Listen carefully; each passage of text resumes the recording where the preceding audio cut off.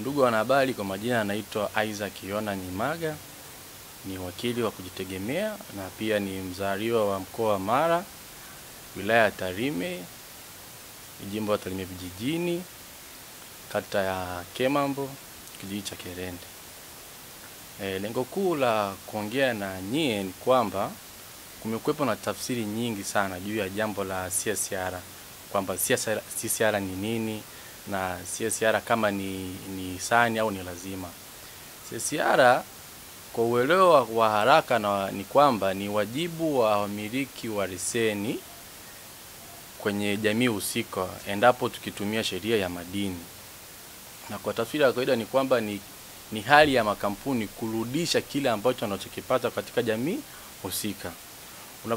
Unapoongelea swala la CSR kwa mujibu wa sheria ya madini, utaongozwa na kifungu namba 105 cha sheria ya madini ambayo ni The Mining Act sura namba 123 iliyofanywa marejeo mwaka 2019. Kwa hiyo na sheria katika kifungu hicho na sheria husika ya sheria ya madini, CSR sio hisani. CSR ni lazima. Kwa hiyo ukishakuwa miliki wa leseni, ni lazima utatekeleza matakwa ya kifungu namba 105 kwa jamii husika. Na lengo la CSR ni kujenga miundombinu au mahusiano bora ya mwekezaji na wananchi. Na kwa kuwa mwekezaji hafanyi kazi za kihisani, ili anafanya biashara kama biashara zingine. Kwa hiyo kile anachokipata wanapiga hesabu kwamba kwa jamii tupeleke kiasi gani. Na kwenye Mongo asilimia kubwa ya maendeleo ya ambayo ni ya jamii ya kwa ujumla zinatumika pesa za CSR.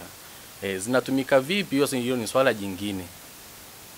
Sasa ukija kwenye issue kwamba labda tunapewa hisani na mwekezaji, hapana, hatupewi hisani na mwekezaji.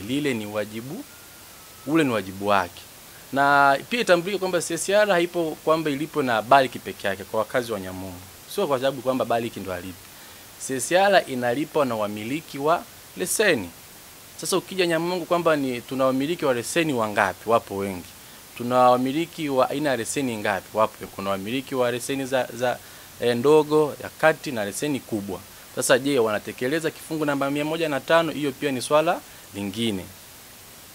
Na kumekuwa na tafsiri nyingine juu ya shauri ambalo limefunguliwa na wananchi wenzetu mahakamani, Mahakama Kuu Kanda ya Msoma, ambapo ni shauri namba 22/545, shauri la mwaka 2024.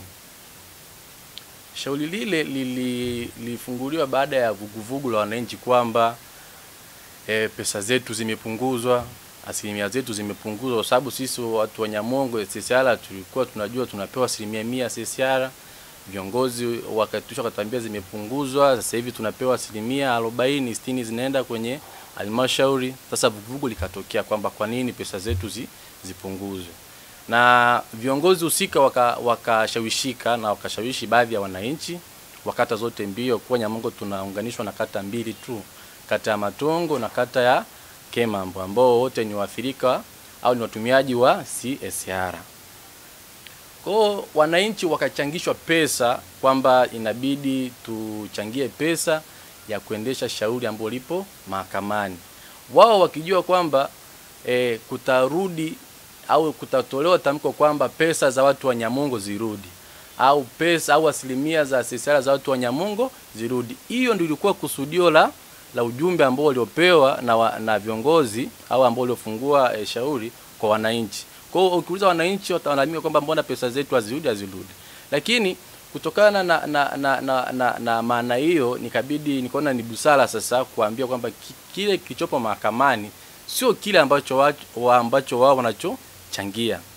Kichopo mahakamani ni kutafuta tafsiri ya kanuni iliyotungwa na Waziri wa Madini. Kanuni hiyo ambayo ni kanuni J namba 409 ya mwaka 2023 ni kanuni ambayo inaongoza utekelezaji wa CSR. Kanuni hiyo imetungwa na waziri, sio kimakosa. Waziri ana mamlaka ya kutunga kanuni katika utekelezaji wa sheria husika ambayo sheria ya madini. Mamlaka amepewa na kifungu namba 129 cha sheria ya madini sura namba 123.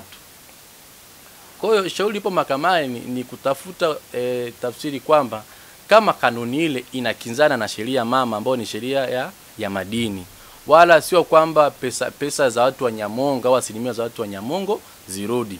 Na kwa Kiswahili cha kawaida ni kwamba kilichopo mahakamani ni kesi ya marejeo. Tunaita kwa lugha ya kisheria ni judicial review. Sio kesi ya madai kwamba Wanyamongo wanadai kiasi fulani, hapana. Ni kwamba Mahakama Kuu itoe tafsiri sahihi kama kanuni husika iliyotungwa na waziri wa madini, je, inakinzana na kifungu namba 105 kifungu ambacho kipo ndani ya sheria mama, sheria ya madini. Na katika shauri hilo, mashauri au ya namna hiyo na maombi ya namna hiyo, maamuzi ni kama je, ni batili ama sio batili. Kwa hiyo pesa zile ambazo zinachangishwa, wananchi inabidi waambiwe ukweli kwamba hatujachangisha pesa kwa maslahi ya watu wa Nyamongo peke yake. Yale ni maslahi ya jamii ya jamii ya Tanzania kwa ujumla. Maamuzi ya mahakama yanapotoka hayaji kwamba specific kwamba tunaenda kwa ajili ya watu wa Nyamongo au kata ya Kemambo pamoja na kata ya Matongo, bali ni maamuzi ambayo yanahusisha taifa zima. Kwa hiyo kama walichanga pesa wakijua kwamba hivi tunaenda kutafuta kurudisha pesa zetu au asilimia zetu watu wa Nyamongo, sio tafsiri sahihi. Na viongozi husika walipaswa kuambia wananchi ukweli kwamba pesa hizi zinatumika kwa maslahi ya taifa zima, wala sio kwa maslahi ya watu wa Nyamongo. Kwa hiyo na kama lengo lilikuwa kwamba ni kutafuta tafsiri ya kanuni husika kwa maslahi ya taifa zima, kitu ambacho sio kitu kibaya, ni kitu kizuri. Wananchi wangeambia ukweli, sio waambie wananchi kwamba tuchange pesa kwa ajili ya watu wa Nyamongo. Kilichopo mahakamani na kile ambacho wanachoambiwa wananchi ni tofauti. Kwa hiyo kilichopo mahakamani ni kutafuta tafsiri sahihi ya kanuni ya J namba 409 ya mwaka 2023, na wala sio kwamba hela za Wanyamongo zirudi au asilimia za Wanyamongo zirudi kama ambavyo wao wanavyozania au wanavyotarajia. Kwa matarajio yao inabidi yabadilike. Na viongozi wasipate shida kuwaambia wananchi ukweli kwamba labda tulikosea kuaddress au labda tulitumia lugha ambayo haikufahamika kwa watu wengi. Kwa hiyo kilichopo mahakamani ni kutafuta tafsiri ya kanuni ambao maamuzi yake hawezi kusema kwamba Wanyamongo warudishiwe pesa zao au asilimia zao, bali ni kuangalia kama kanuni ile kweli ni batili ama sio batili. Na hata kama ikiwa batili, haimnyimi mamlaka waziri husika, waziri wa madini, kutunga kanuni husika. Kwa hiyo nimeona hili niliweke wazi wananchi wajue na wajue tupo kwenye engo ipi na kipi ambacho kipo mahakamani. Kwamba endapo kanuni inakinzana na sheria mama, ni nini kinatokea?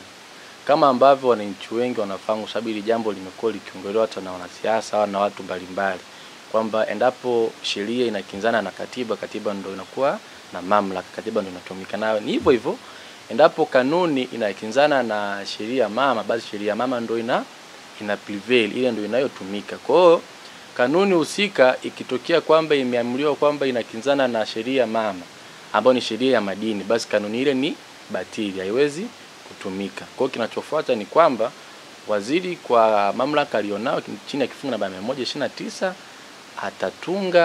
atatunga kanuni nyingine ambayo itasaidia katika utekelezaji wa kifungu namba 105 cha sheria ya madini.